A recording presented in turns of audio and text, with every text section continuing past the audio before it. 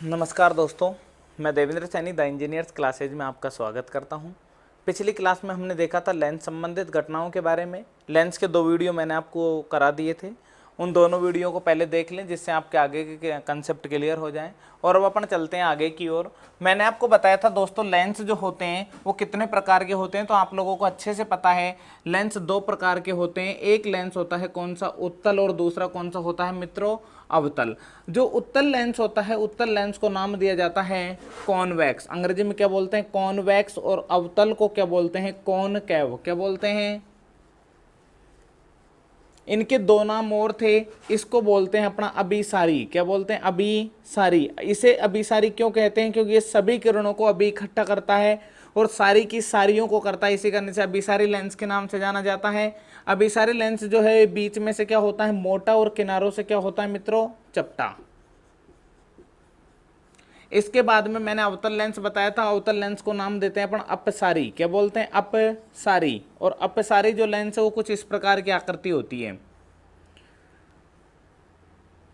ठीक है भाई, ये अपसारी, ये किनारों से तो क्या होता है, मोटा, और बीच में से क्या होता है मित्रों, चपटा।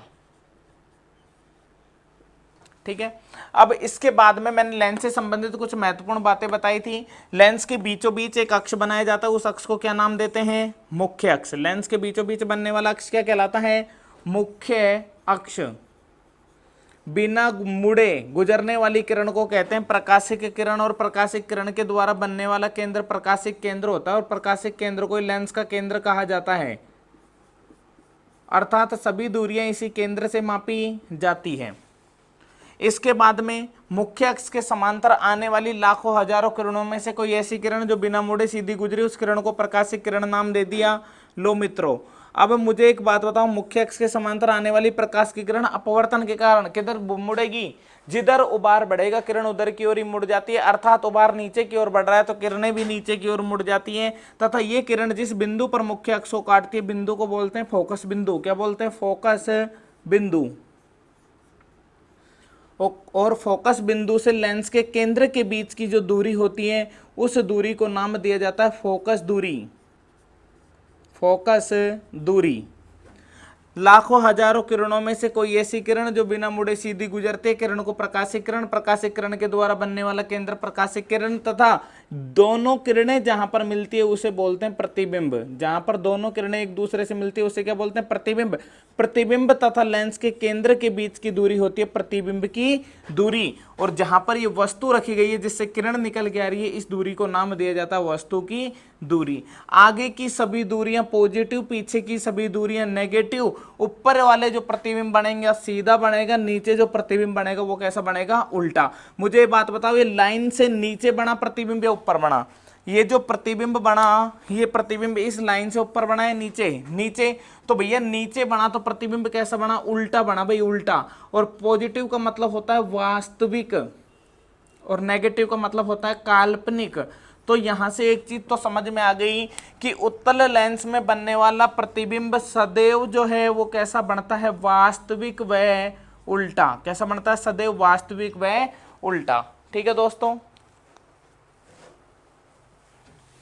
और देखो भाई, सदैव प्रतिबिंब वास्तविक व उल्टा बनता है, तो कुछ स्थितियां भी मैंने आपको बताई थी। वो स्थितियां क्या थी, वो स्थितियां कुछ इस प्रकार की थी। यदि कोई वस्तु एफ पर है तो प्रतिबिंब कहां बनेगा, अनंत पे। कैसा बनेगा, वास्तविक बनेगा, उल्टा बनेगा, तो वस्तु से छोटा या बड़ा, बड़ा बनेगा भाई। क्लियर। बड़ा छोटा मैंने आपको बताया था, एफ टू एफ से पहले है तो छोटा, टू एफ के बाद है तो बड़ा। अगर कोई वस्तु अनंत पे है तो प्रतिबिंब कहां बनेगा, एफ पर। यदि कोई वस्तु 2f पर है तो प्रतिबिंब कहां बनेगा, यदि कोई वस्तु 2f पर है तो प्रतिबिंब 2f पर। यदि कोई वस्तु 2f व अनंत के बीच है, ध्यान से सुनना, तो 2f का तो कहां बनता है, 2f पर। अनंत का कहां बनता है, f पर। अनंत व सॉरी 2f का, 2f पर, अनंत का f पर। 2f व f के बीच बनेगा। अगर कोई वस्तु 2f व f के बीच में हो तो प्रतिबिंब कहां बनेगा, 2f का कहां बनता है, 2f पर, और f का कहां बनता है, अनंत पर। तो वस्तु का प्रतिबिंब बनता है 2f व अनंत के बीच। कैसा बना, वास्तविक व उल्टा। कैसा बना, वास्तविक व उल्टा। ठीक है दोस्तों। अब देखो भाई आगे, एक स्थिति थी यदि वस्तु एफ व लेंस के केंद्र के बीच हो, यदि वस्तु एफ व लेंस के केंद्र के बीच हो तो क्या होगा। तो दोस्तों उसके लिए मैंने आपको एक डायग्राम बना के बताया था, कुछ इस तरह का डायग्राम था भाई। ये लेंस का केंद्र बनाया था और ये हो गया एफ। इन दोनों के बीच में मैंने कोई वस्तु रखी थी, मुख्य अक्ष के समांतर आने वाली प्रकाशिक किरण ये निकल गई। जिस बिंदु का निर्माण किया, बिंदु को क्या नाम दे दिया, फोकस बिंदु। क्या नाम दे दिया, फोकस बिंदु। लाखों हजारों किरणों में से कोई ऐसी किरण जो बिना मुड़े सीधी गुजरेगी किरण को प्रकाशिक किरण, तथा ये दोनों लाइनें जहां मिलती है वहां बनता है वस्तु का प्रतिबिंब। लेकिन दोनों लाइनें कहीं पर भी नहीं मिल रही, लेकिन काल्पनिक रूप से यदि इन लाइनों को पीछे की ओर मिलाया जाए तो जिस बिंदु पर एक दूसरे को काटती है वहां पर क्या बनता है, वस्तु का प्रतिबिंब। लो दोस्तों ये बन गया वस्तु का प्रतिबिंब। और मित्रों मैंने आपको एक बात बताई थी, यदि प्रतिबिंब लाइन से ऊपर बनेगा तो कैसा बनेगा, सीधा। भाई पिछली क्लास में ये गड़बड़ लिख दिया था मैंने, लाइन से ऊपर उल्टा लिख दिया था। यदि आप लोगों ने नोटिस किया हो तो पिछली क्लास में जल्दबाजी में मैंने लाइन से ऊपर प्रतिबिंब कैसा बना दिया, सीधा। लेकिन लाइन से ऊपर उल्टा लिख दिया था। लाइन से ऊपर कैसा होगा, सीधा, और लाइन से नीचे कैसा होगा, उल्टा। इधर कैसा होगा, काल्पनिक, और इधर कैसा होगा, वास्तविक। तो बताओ भाई प्रतिबिंब कैसा बनेगा, काल्पनिक व सीधा। उत्तल लेंस में एक ऐसी स्थिति आएगी जब प्रतिबिंब वास्तविक ना बनकर काल्पनिक बनेगा, उल्टा ना बनकर सीधा बनेगा, और वो स्थिति होती है एफ व लेंस के केंद्र के बीच की। ठीक है दोस्तों, यहां तक मैंने आपको पिछली क्लास में पढ़ा दिया था। अब देखते हैं आगे।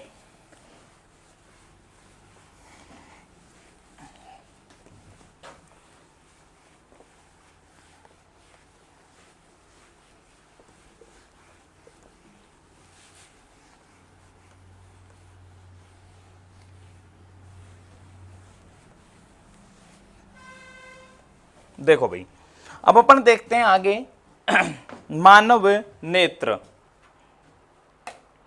सर मानव नेत्र तो जो अपना बायोलॉजी में आता है, आप फिजिक्स में क्यों पढ़ा रहे हो।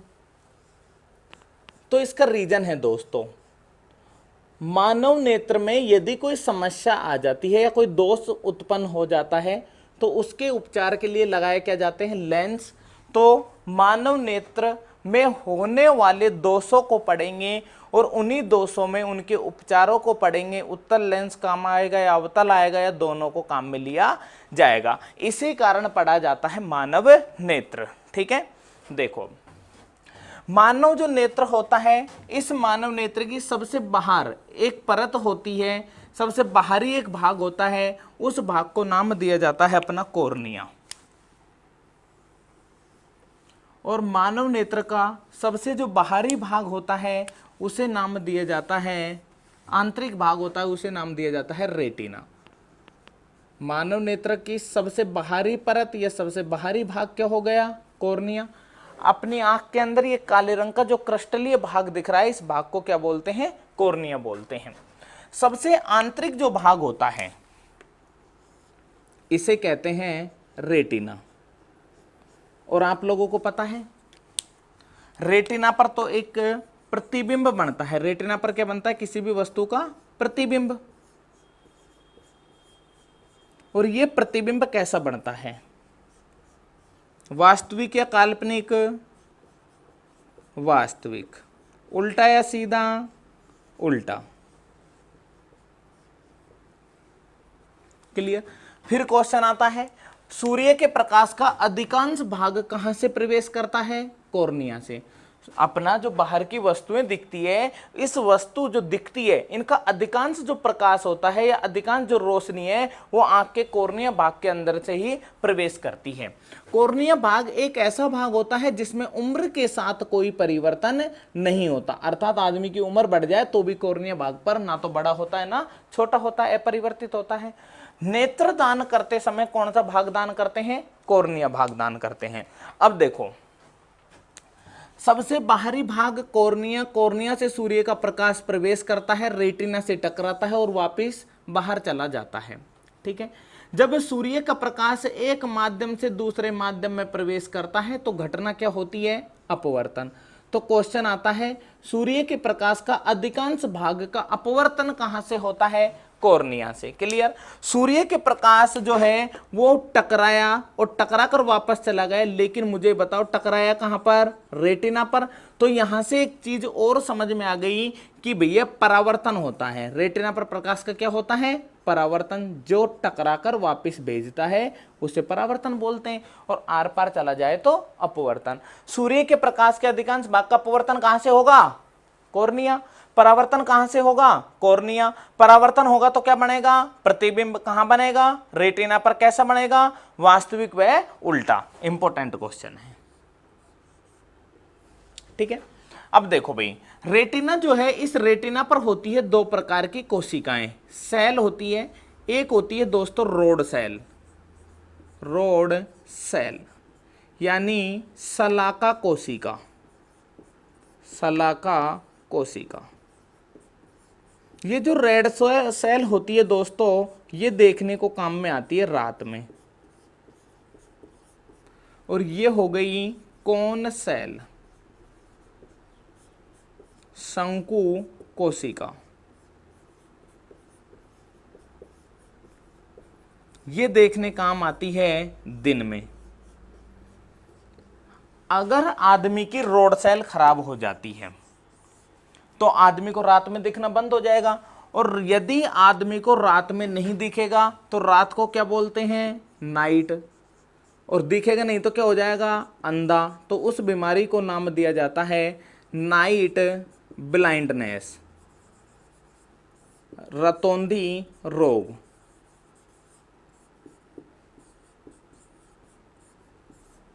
यदि किसी व्यक्ति की रोड सेल यानी शलाका कोशिका खराब हो जाती है तो उसको रात में दिखाई नहीं देगा। रात में दिखाई नहीं देता तो उस बीमारी को बोलते हैं रतौंधी रोग। इस रतौंधी रोग के उपचार के लिए एक विटामिन दिया जाता है, उस विटामिन का नाम क्या है? ए, विटामिन ए। और विटामिन ए के जो प्रमुख स्रोत हैं वो होते हैं दोस्तों गाजर। आप लोगों ने देखा भी होगा, रतौंधी रोग जो है उसके उपचार के लिए क्या काम में लेते हैं? गाजर। इसी कारण सर्दियों के दिनों में लड़की अधिकांश गाजर के जूस की दुकान पर दिखाई देती है। क्यों दिखाई देती है? क्योंकि वो अपनी आंखों को चमकदार बनाए रखती है, ठीक है। गाजर का जो जूस होता है, जो गाजर होती है, वो अपने चेहरे पर भी ग्लो लेके आती है। लीवर या यकृत है उसको भी मजबूत करती है, फक्टेड करती है, साथ में अपनी आंखों की रोशनी को भी देती है, यानी रतौंधी रोग होने से बचाती है। क्लियर? तो देखो दोस्तों, मैंने कहा मानव नेत्र। मानव नेत्र में सबसे इंपॉर्टेंट जो चीज है वो है कॉर्निया। कॉर्निया सबसे बाहरी परत, काले रंग का जो क्रिस्टलीय भाग होता है इसे कॉर्निया कहते हैं। मानव नेत्र जो है वो एक लेंस की भांति कार्य करता है, अर्थात एक कैमरे की भांति कार्य करता है, ठीक है। अगर इस कैमरे में कोई समस्या आ गई तो इस कैमरे को सही करवाना पड़ेगा, और इस कैमरे को सही कराने के लिए एक लेंस काम में लिए जाते हैं। लेंस उत्तल भी हो सकता है, अवतल भी हो सकता है, बेलनाकार भी हो सकता है, द्विअवतल भी होता है, द्विफोक्सीय भी होता है। क्लियर? देखते हैं अब आगे। मैंने यहां पर आपको बताया मानव नेत्र की सबसे बाहरी परत कॉर्निया, सबसे आंतरिक परत रेटिना। रेटिना पर क्या बनेगा? प्रतिबिंब। प्रतिबिंब कैसा बनेगा? वास्तविक व उल्टा। सूर्य के प्रकाश के अधिकांश भाग का अपवर्तन कहां से होता है? कॉर्निया से। परावर्तन कहां से होता है? रेटिना। रेटिना पर कितनी सेल? दो सेल। एक का नाम रोड सेल, दूसरे का नाम कौन सेल। रोड सेल कब काम में आएगी? रात में। यदि रोड सेल खराब हो गई तो आदमी को कब नहीं दिखेगा? रात में। यदि रोड सेल खराब हो गई तो रात में नहीं दिखेगा, रात में नहीं दिखेगा तो क्या खानी पड़ेगी? गाजर। लेकिन इस बीमारी को क्या बोलेंगे? रतौंधी रोग। अब बात आ गई कौन सेल। कौन सेल खराब हो गई तो कब नहीं दिखेगा? दिन में। उल्लू व चमगादड़ जो होते हैं उनके अंदर कौन सेल नहीं पाई जाती, इसी कारण वो दिन के अंधे होते हैं। ठीक है दोस्तों, देखते हैं अब आगे।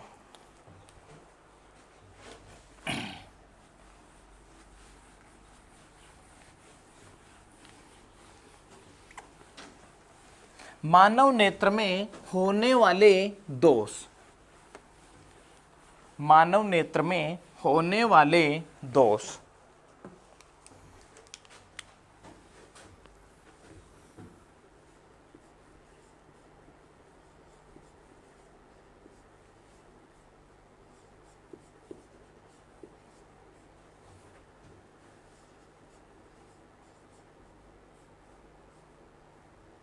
ठीक भाई। मानव नेत्र में कौन कौन से दोष होते हैं? पहला जो दोष होता है उसे बोलते हैं निकट दृष्टि दोष।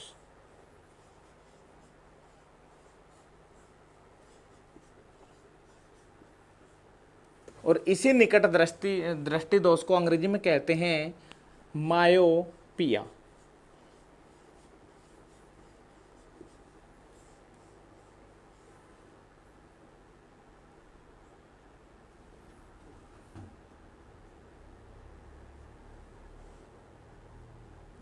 इसी को क्या बोलते हैं? मायोपिया। क्लियर? इसको मैं आपको थोड़े से डिफरेंट तरीके से समझाऊंगा, आप कोशिश करना समझने की। देखो दोस्तों, निकट दृष्टि दोष में क्या होता है? इस दोष में निकट की वस्तुएं तो साफ दिखाई देती है, निकट की वस्तुएं साफ व स्पष्ट दिखाई देती है, लेकिन दूर की वस्तुएं अस्पष्ट व धुंधली दिखाई देती है। साफ की निकट की वस्तुएं तो साफ दिखाई देती है, लेकिन दूर की वस्तुएं स्पष्ट व धुंधली दिखाई देती है। इस दोष के उपचार के लिए कौन सा लेंस काम आता है? तो लेंस काम आता है अवतल लेंस। लेकिन ऐसा होता क्यों है? वाई, रीजन क्या है? ठीक है, तो समझो बेटा, इस दोष में क्या होता है, ये मानो अपना मानव नेत्र है,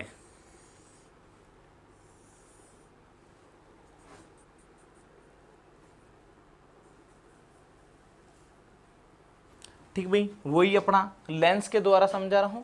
बीचों बीच अक्ष होता है, इसी अक्ष को क्या नाम देते हैं? मुख्य अक्ष, मुख्य अक्ष। ठीक है, सपोज करो ये हो गई अपनी रेटिना। मानव नेत्र के अंदर प्रतिबिंब कहां बनता है? प्रतिबिंब बनता है सर रेटिना पर। ठीक है भाई, ये मैंने बना दी आपकी रेटिना।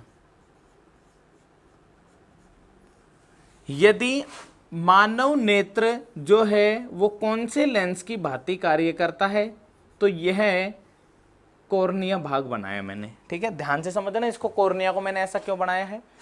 मानव नेत्र जो है ये बेटा सभी का इसी तरह का है, यानी उभरा हुआ है, और उभरी हुई जो आकृति है वो उत्तल लेंस की भांति कार्य करती है, अर्थात अपना जो कॉर्निया भाग है उत्तल लेंस की भांति कार्य करता है। इसी कारण मैंने कॉर्निया को उत्तल लेंस के द्वारा रिप्रेजेंट किया है। ठीक है, अब देखो, कॉर्निया हो गया। मुख्य अक्ष के बाहर से कोई भी किरण आएगी, अपवर्तन होगा, अपवर्तन होने के बाद में बनेगा प्रतिबिंब, और प्रतिबिंब कहां बनेगा? रेटिना पर। ये तो वास्तविक कंडीशन है। ठीक है, लेकिन इस निकट दृष्टि दोष में होता क्या है? तो देखो बेटा, इस दोष में क्या होता है, आंख के कॉर्निया भाग की गोलाई। ठीक है, थोड़ा सा मैं लिख देता हूं। निकट दृष्टि दोष में निकट की वस्तुएं तो साफ दिखाई देती है, लेकिन दूर की वस्तुएं स्पष्ट और धुंधली दिखाई देती हैं, क्योंकि क्यों दिखाई देती? क्योंकि इसमें क्या, इस दोष में, है ना, क्योंकि इस दोष में आंख के कॉर्निया भाग की गोलाई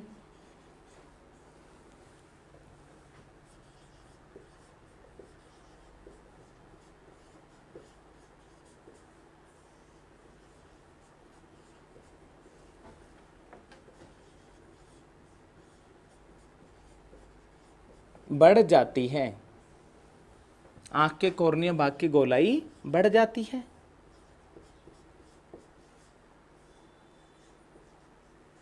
ठीक है, अगर आंख के कॉर्निया भाग की गोलाई बढ़ेगी तो कॉर्निया कुछ इस तरह से हो जाएगा। ठीक है, कॉर्निया भाग की गोलाई बढ़ गई। अब देखो क्या होता है, मुख्य अक्ष के समांतर कोई भी प्रकाश की किरण जो आएगी, वो पहले जितना ज्यादा उभार बढ़ेगा किरणें उतनी ज्यादा झुकेगी। क्लियर? मैंने कहा जिधर उभार बढ़ेगा किरणें उधर ही जाती है, लेकिन जितना उभार बढ़ेगा किरणें उतनी ही झुकती जाती है। तो बेटा यहां पर उभार क्या हो गया, अब ज्यादा हो गया तो किरणें ज्यादा झुकेगी, अर्थात प्रतिबिंब जो है वो रेटिना पर न बन के रेटिना से पहले बनने लग जाता है। ठीक है, रेटिना से पहले बनने लग जाता है। ठीक है, आंख के कोर्निया बाकी गोलाई बढ़ जाती है, जिसके कारण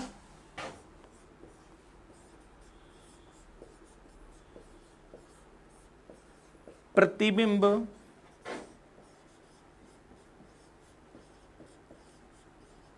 रेटिना पर ना बनकर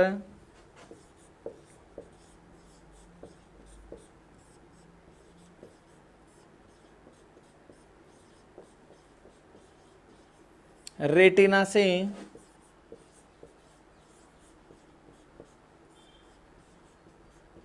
पहले ही बन जाता है।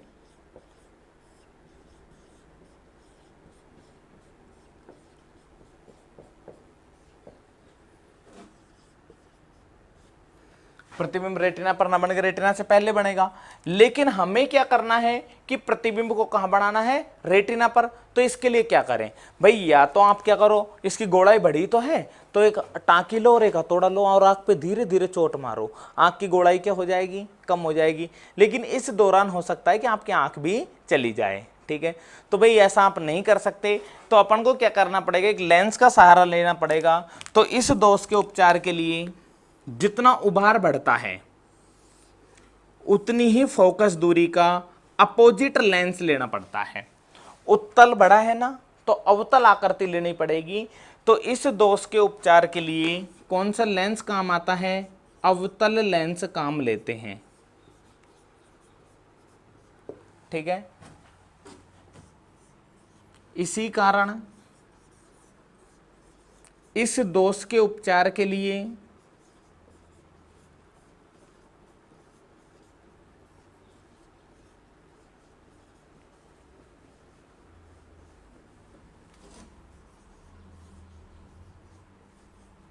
अवतल लेंस काम लेते हैं।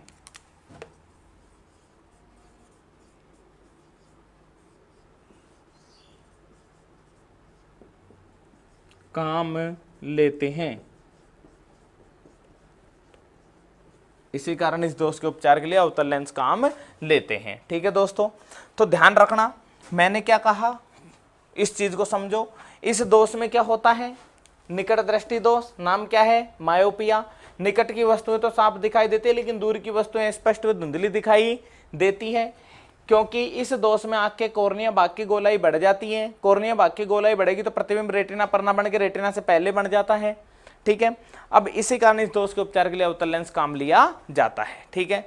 जो बच्चा डिटेल से पढ़ना चाहे वो इसको पढ़ लो, नहीं तो मैं आपको एक छोटी सी ट्रिक बता दूंगा, उसके द्वारा आपको बहुत अच्छे से समझ में आ जाएगा, ठीक है दोस्तों। देखो एक चीज और है, अगर किसी आदमी के कोर्निया भाग, आंखों को ढंग से देखना, कोर्निया भाग अगर थोड़ा सा उभरा हुआ दिखाई दे तो समझ लेना उस व्यक्ति के जो दोष है, उस दोष का नाम क्या है, निकट दृष्टि दोष। तो उस निकट दृष्टि दोष से पीड़ित आदमी जिसका कोर्निया भाग उभरा हुआ है, तो आप देखते ही बता दोगे इसके चश्मा पॉजिटिव लग रहा है नेगेटिव। तो अवतल का मतलब क्या, नेगेटिव, ठीक है। तो यदि किसी का कोर्निया भाग उभरा हुआ दिखाई दे, इसकी गोलाकार आकृति ज्यादा दिखाई दे, तो उसके चश्मा किसका चढ़ेगा, माइनस का। कितना चढ़ेगा वो भाई मशीन से चेक होगा कि कोर्निया भाग की गोलाई अपनी ओरिजिनल गोलाई से कितनी ज्यादा बढ़ी है और कितनी घटी है, ठीक है। देखो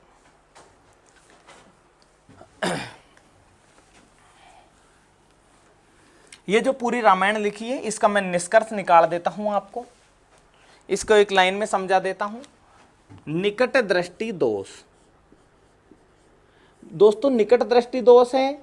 इस निकट दृष्टि दोष को ऐसे समझो कि यदि किसी व्यक्ति की नई नई शादी हुई है तो उसकी पत्नी उस पति के क्या रहेगी, निकट, अर्थात पत्नी उसके निकट रहेगी तो पति पति के गुण गाएगी, अर्थात कहेगी कि मेरा पिया ऐसा है और मेरा पिया ऐसा है, मतलब मेरा पिया तो अच्छा है, तो उसी को बोल दिया मायोपिया।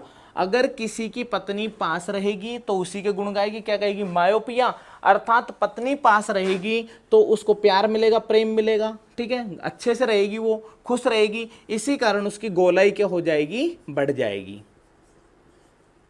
गोलाई बढ़ जाएगी। किसकी, पत्नी की, नहीं भाई किसकी, कोर्निया की, गोलाई बढ़ जाएगी।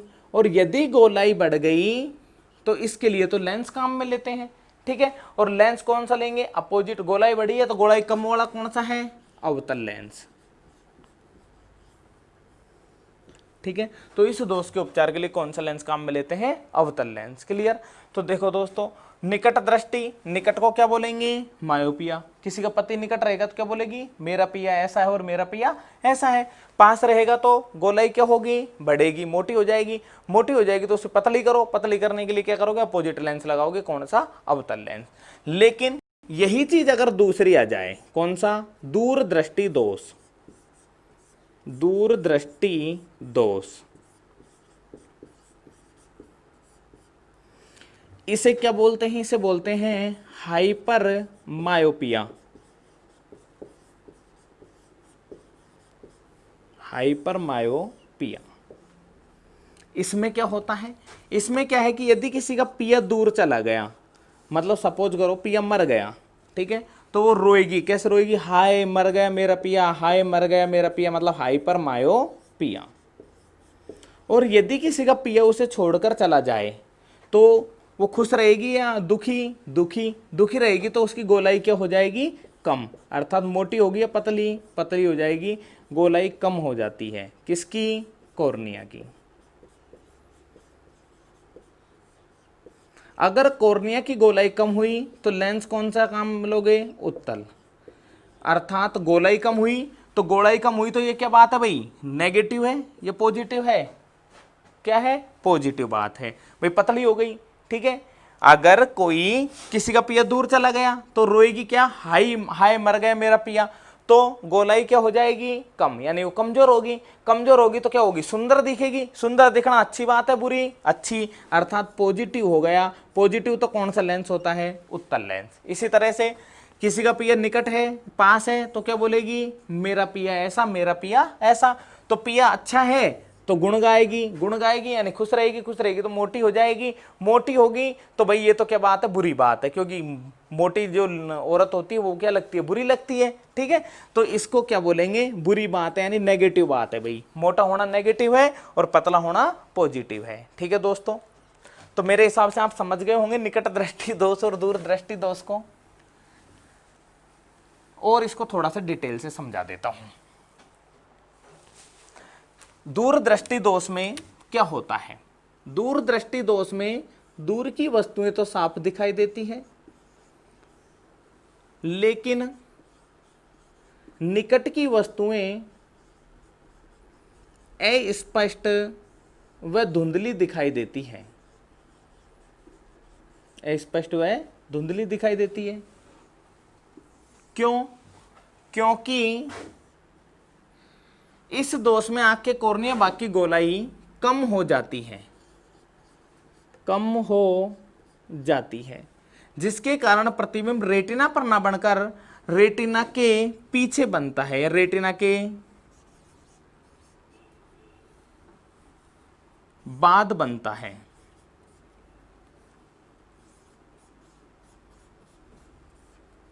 बाद बनता है। इसी कारण इस दोष के उपचार के लिए कौन सा लेंस काम में लेते हैं? उत्तल लेंस। ठीक है, देखो बेटा क्या होता है इस दोष में। आपने उतार लिया होगा ये, मैं इसको थोड़ा सा इरेज कर रहा हूं। देखो ये एक लेंस है, आंख का कॉर्निया भाग उत्तल लेंस की भांति कार्य करता है। बीचों बीच अक्ष बनाया, अक्ष को मुख्य अक्ष कह दिया। ये हो गई अपनी रेटिना। प्रतिबिंब कहाँ बनेगा? रेटिना पर। कैसा बनेगा? वास्तविक या काल्पनिक? वास्तविक, उल्टा या सीधा? तो वास्तविक और उल्टा बनेगा। ठीक है, अब इस दोष में आंख के दूर दृष्टि दोष है, दूर की वस्तुएं साफ, निकट की वस्तुएं स्पष्ट व धुंधली। तो दूर दृष्टि दोष में हाइपर मायोपिया, यानी गोलाई क्या होगी? कम होगी। ठीक है, अगर गोलाई कम होगी तो झुकाव भी क्या होगा? कम होगा। और किरणें जो हैं वो रेटिना पर ना मिलकर रेटिना के कहां मिलेगी? पीछे बनेगी। रेटिना के पीछे बनता है प्रतिबिंब। कहां बनता है? रेटिना के पीछे बनता है। अगर प्रतिबिंब रेटिना के पीछे बना तो भैया वस्तुएं साफ दिखाई नहीं देगी। कितनी? इतनी साफ दिखाई नहीं देगी। तो इस दोष के उपचार के लिए बेटा कौन सी आकृति कम हुई है? उत्तल आकृति। तो उस आकृति को बढ़ाना है, अर्थात उत्तल लेंस काम लिया जाता है। अब उत्तल लेंस काम लेंगे, कितना लेंगे? जितनी आकार कम हुआ है। तो प्रतिबिंब अब रेटिना के पीछे ना बनकर कहां बनेगा? रेटिना पर। अब प्रतिबिंब कहाँ बनेगा? रेटिना पर बनेगा। ठीक है, तो आप लोग समझ गए होंगे निकट दृष्टि दोष और दूर दृष्टि दोष को। क्लियर? अब अपन देखते हैं आगे। अब अपन देखते हैं अगला होता है आपका जरा दृष्टि दोष। जरा दृष्टि दोष, इसको उतार लेना दोस्तों।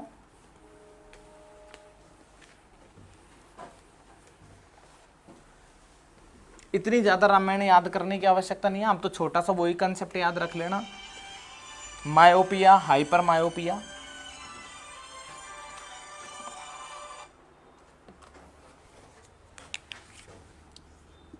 निकट, निकट रहेगी तो अपने पति के गुण गाएगी, क्या कहेगी? मायोपिया, मेरा पिया अच्छा है। अगर ऐसे कहेगी तो गोलाई उसकी क्या होगी? बढ़ेगी, यानी मोटी होएगी या पतली? मोटी होएगी भाई। और गोलाई बढ़ेगी तो ये तो पॉजिटिव बात है। नेगेटिव भाई, ये तो नेगेटिव बात है, मोटी अच्छी नहीं लगेगी। अर्थात नेगेटिव लेंस कौन सा है? अवतल लेंस। ठीक है भाई, तो निकट दृष्टि दोष में निकट की वस्तुएं तो साफ दिखाई देती है, लेकिन दूर की वस्तुएं स्पष्ट व धुंधली दिखाई देती है। इसी दोष को मायोपिया कहते हैं। इस दोष में आंख के कोर्निया भाग की गोलाई बढ़ जाती है, जिसके कारण प्रतिबिंब रेटिना पर न बनकर रेटिना से पहले बनता है। इसी कारण इस दोष के उपचार के लिए अवतल लेंस काम लिया जाता है। अगला दूर दृष्टि दोष, इसे बोलते हैं हाइपर मायोपिया। इस दोष में आंख के कोर्निया भाग की गोलाई कम हो जाती है, जिसके कारण प्रतिबिंब, भाई कोर्निया गोलाई क्या होगी? कम। कोर्निया भाग की गोलाई कम हो जाएगी तो प्रतिबिंब रेटिना से पे ना बनकर रेटिना के पीछे बनेगा। अर्थात ये बात क्या है भाई? अच्छी बात है, पीछे बन रहा है। लेकिन मुझे एक बात बताओ, अगर किसी आदमी औरत की गोलाई कम हुई, यानी उसका मोटापा कम हुआ, तो ये अच्छी बात है बुरी बात है? भाई मोटी पतली हुई है, पतली तो अच्छी लगेगी, स्लिम लगेगी, अच्छी लगेगी, तो ये तो पॉजिटिव बात है। और पॉजिटिव लेंस कौन सा होता है? उत्तल लेंस। ठीक है, तो मैंने आपको उत्तल और अवतल दोनों के बता दिए, निकट दृष्टि दोष, दूर दृष्टि दोष बता दिए। अगला टॉपिक है आपका जरा दृष्टि दोष। तीसरा दोष कौन सा है? जरा दृष्टि दोष।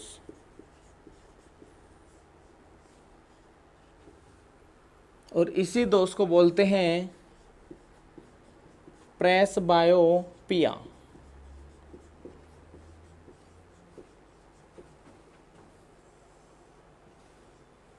इस दोष में क्या होता है? पिया के ऊपर क्या फेर दी? प्रेस। पिया के ऊपर प्रेस फेर देंगे तो पिया क्या हो जाएगा? कड़क हो जाएगा, लचीलापन नहीं रहेगा भाई, तो पिया कड़क हो जाएगा। और अगर पिया के ऊपर प्रेस फेर दोगे तो पिया नाराज हो जाएगा, ना तो पास की वस्तुओं को स्पष्ट दिखाएगा, ना दूर की वस्तुओं को स्पष्ट दिखाएगा। क्लियर? तो देखो जरा दृष्टि दोष, इस दोष में क्या होता है? इस दोष में आंख के कोर्निया भाग का, आंख के कोर्निया भाग का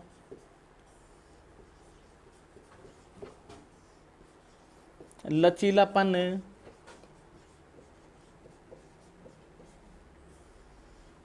कम हो जाता है।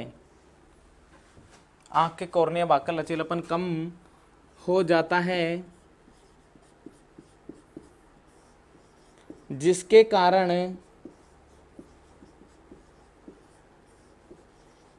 ना तो दूर की वस्तुएं साफ दिखाई देती हैं,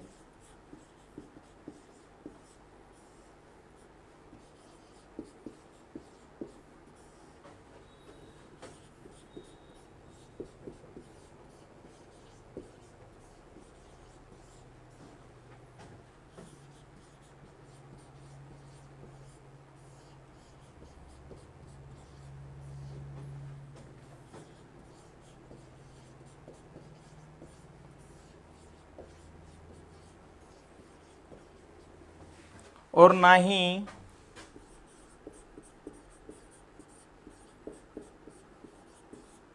निकट की। ठीक है दोस्तों, आंख के कॉर्निया भाग का लचीलापन कम हो जाता है, अर्थात जो आंख का काला काला सा क्रिस्टलीय भाग जो होता है ये फ्लेक्सिबिलिटी कम हो जाती है। फ्लेक्सिबिलिटी कम होने के कारण क्या इफेक्ट होता है कि ये कड़क हो जाता है, और कड़क होने के कारण थोड़ा सा खुरदरा खुरदरा सा महसूस होने लगता है, जिसके कारण आदमी को ना तो दूर की वस्तुएं साफ दिखाई देती है, ना ही पास की वस्तुएं साफ दिखाई देती है। इस दोष के उपचार के लिए क्या करोगे? ठीक है भाई, तो देखो, ना तो दूर की वस्तुएं साफ दिखाई देती है, ना निकट की। तो दूर दृष्टि दोष के लिए कौन सा लेंस काम लेते हैं? दूर दृष्टि दोष के लिए उत्तल लेंस, और निकट दृष्टि दोष के लिए अवतल लेंस। ठीक है दोस्तों, तो इस दोष के उपचार के लिए उत्तलो अवतल, उत्तलोवतल या द्विफोक्सीय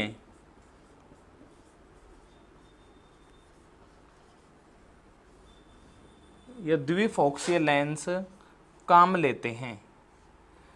एक ये और याद रखना, निकट दृष्टि दोष के उपचार के लिए कौन सा लेंस काम लेते हैं और दूर दृष्टि दोष के उपचार के लिए कौन सा काम लेते हैं। निकट दृष्टि, नाम बड़ा है तो लेंस भी बड़ा दे दो, नाम छोटा है तो लेंस भी छोटा दे दो। भाई इसका कितने अक्षर का नाम है? 2 का, इसका 3 का, इसका 3 का और इसका 4 का। ध्यान रख सकते हो आप आराम से भाई। निकट दृष्टि दोष के लिए 4 अक्षर का, 3 4 2 3, ये कितने अक्षर का नाम है? 2। ये कितने अक्षर का नाम है? 3। ये कितने अक्षर का नाम है? 3। और ये कितने का? 4। 2 के बाद कितना आता है? 3। 3 के बाद कितना आता है? 4। याद रख लोगे? ठीक है, तो निकट दूर दृष्टि दोष के लिए उत्तल, निकट दृष्टि दोष के लिए अवतल। ना तो दूर की वस्तु साफ दिखाई देती है, ना निकट की, तो इसी कारण इस दोष के उपचार के लिए द्विफोक्सी यानी उत्तलो अवतल लेंस का प्रयोग किया जाता है। क्लियर दोस्तों? देखो, अब मैंने आपको पहला बताया निकट दृष्टि दोष, दूसरा बताया दूर दृष्टि दोष, तीसरा बताया जरा दृष्टि दोष यानी प्रेस बायोपिया। पिया के ऊपर प्रेस फेरोगे, पिया क्या होगा? कड़क यानी लचीलापन कम। लचीलापन कम तो दूर की वस्तु भी साफ दिखाई नहीं देगी और पास की। भाई अगर तुम पिया के ऊपर प्रेस फेरोगे तो पिया तो क्या हो जाएगा? नाराज। नाराज होगा तो ना तो पास की दिखाएगा ना दूर की दिखाएगा। इसी कारण इस दोष के उपचार के लिए द्विफोक्सीय लेंस का प्रयोग किया जाता है। ठीक है, जरा दृष्टि दोष 3 हो गए। चौथा होता है अपना मोतिया बिंद। मोतिया बिंद अगला दोष होता है मोतिया बिंद।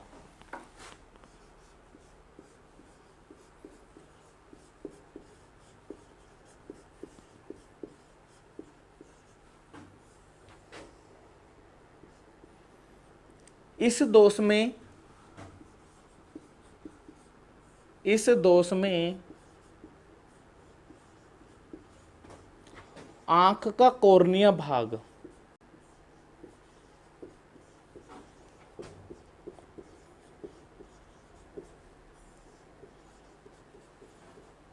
कैसा होता है? काला। लेकिन इस दोष में क्या होता है? दूधिया रंग का, धुंधला या सफेद हो जाता है। या तो दूधिया रंग का हो जाएगा, या धुंधला पड़ जाता है, या कैसा हो जाता है? सफेद हो जाता है।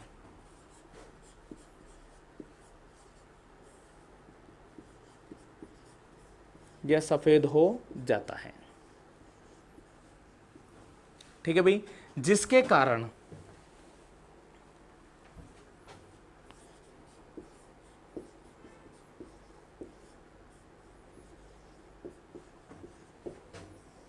वस्तुएं साफ दिखाई नहीं देती है।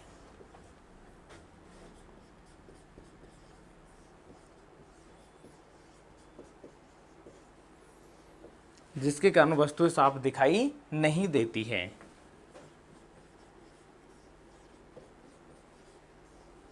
ठीक है भाई, जिसके कारण वस्तुएं साफ दिखाई नहीं देती। अब बात आती है इस दोष के उपचार के लिए कौन सा लेंस है? तो इसके उपचार के लिए कोई भी लेंस नहीं होता है। ठीक है, आंख का जो काला काला कॉर्निया भाग होता है, ये कॉर्निया भाग का दूधिया, धुंधला या सफेद रंग का हो जाना ही मोतियाबिंद कहलाता है, जिसके उपचार संभव नहीं है। ठीक है, अगला है, इसमें कुछ महत्वपूर्ण बातें और आती हैं दोस्तों। मानव के एक नेत्र का, मानव के एक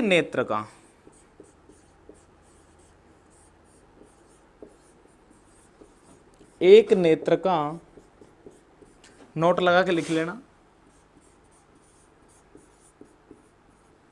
मानव के एक नेत्र का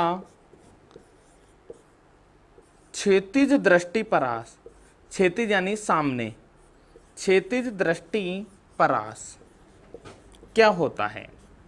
तो ये होता है लगभग 150 डिग्री।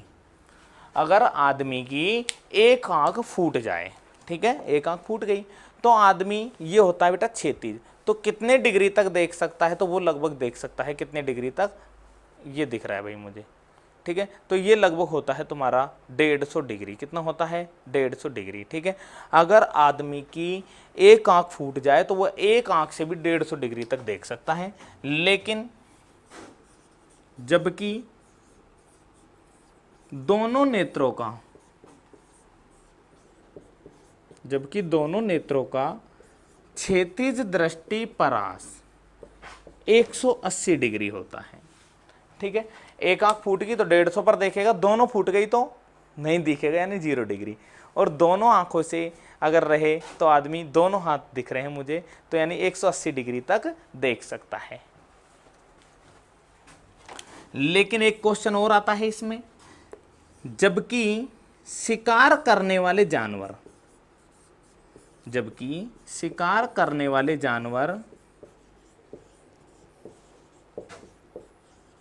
जानवरों का क्षैतिज दृष्टि परास 180 डिग्री से अधिक होता है, 180 डिग्री से अधिक होता है। जो शिकार करने वाले जानवर होते हैं ना, वो 180 डिग्री से अधिक डिग्री पर देख सकते हैं। इसके कारण बुगला आगे देखता रहता है, लेकिन पीछे से कुछ भी आता है तो वो तुरंत पता चल जाता है और वो आपकी पकड़ में नहीं आएगा, यानी शिकारी जानवर है वो, ठीक है। तो शिकार करने वाले जानवर जो हैं उनकी आंखें बिल्कुल सामने नहीं होती, थोड़ी सी सर पर होती है। शिकार करने वाले जानवरों की आंखें सर पर होती है, इसी कारण उनका क्षैतिज दृष्टिपरास 180 डिग्री से अधिक होता है। क्लियर?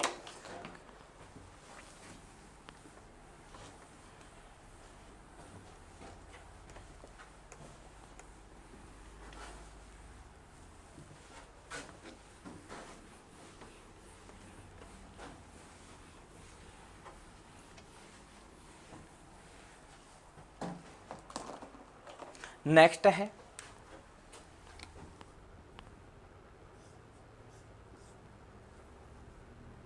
वर्णांगता।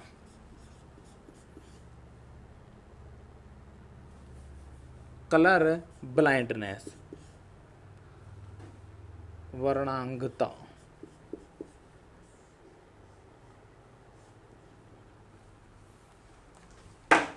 ठीक है दोस्तों, अगला है वर्णांगता। वर्णांगता को कहते हैं कलर ब्लाइंडनेस।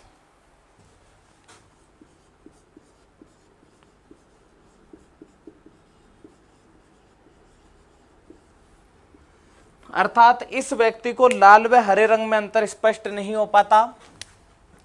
वर्णांगता का जो रोगी होता है इसे लाल व कौन से रंग में? हरे रंग में।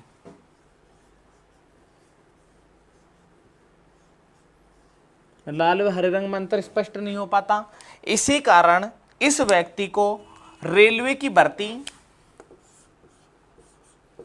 इसी कारण वर्णांगता का जो रोगी है इसे रेलवे भर्ती, जैसे assistant loco pilot, goods guard, defence भर्ती, आर्मी की जो भर्तियां होती है,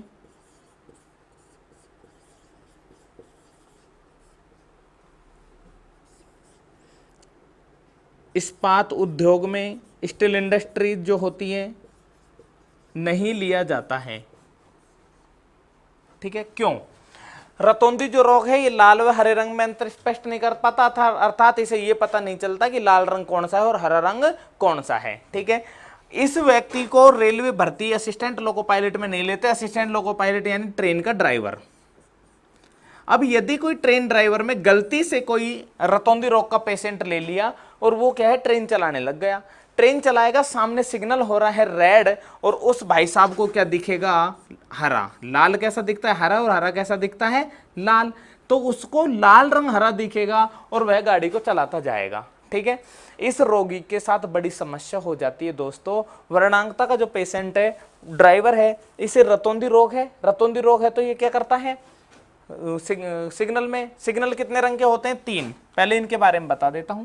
एक होता है हरा, पीला और लाल। लाल का मतलब खतरा होता है, अभी रुक जाओ। हरे का मतलब जितना दम है भगा लो, ट्रेन को भगा लो, कोई खतरा नहीं है। पीले का मतलब चलो लेकिन सावधानी से।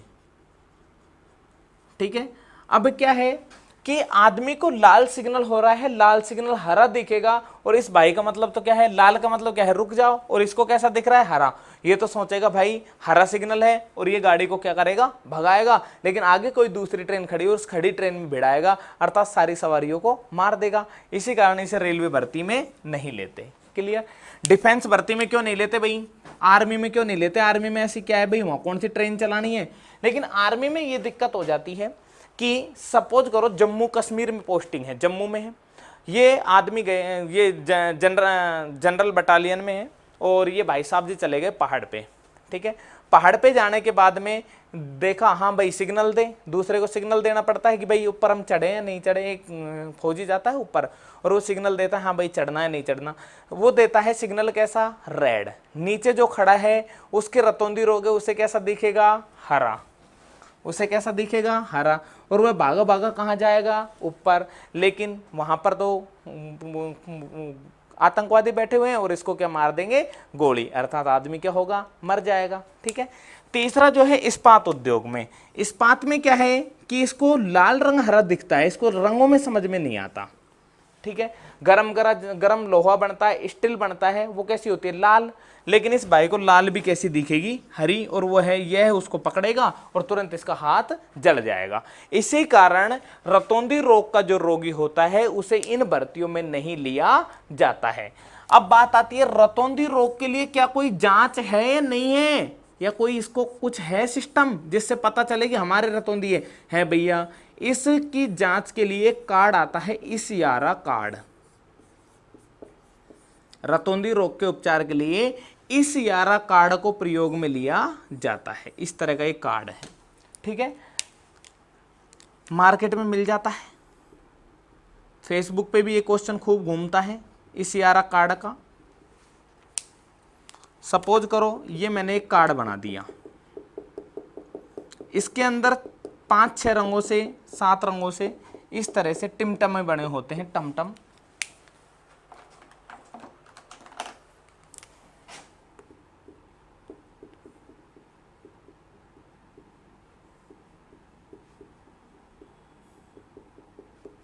ये हो गया।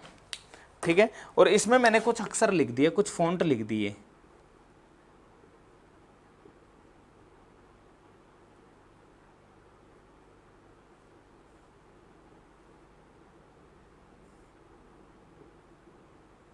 बताओ भाई कितना लिख रहा है, इसमें कितना लिख रहा है, इसमें लिख रहा है 51। ठीक है, तो इस तरह का कार्ड आता है। इसमें आपको काफी कार्ड होते हैं और इनमें आपको दिखाता है और पूछता है कि क्या लिखा हुआ है। जिसके रतौंधी रोग वर्णांगता नहीं होता वो पहचान के बता देता है, जिसके वर्णांगता होता है वो नहीं समझ पाता, अर्थात उसे फेल कर दिया जाता है। वर्णांगता अगर आपके हो गया तो इसका कोई उपचार है क्या, तो इस दोष का कोई उपचार संभव नहीं है, कोई भी उपचार नहीं है। यह वर्णांगता जो रोग है यह आनुवांशिक रोग होता है,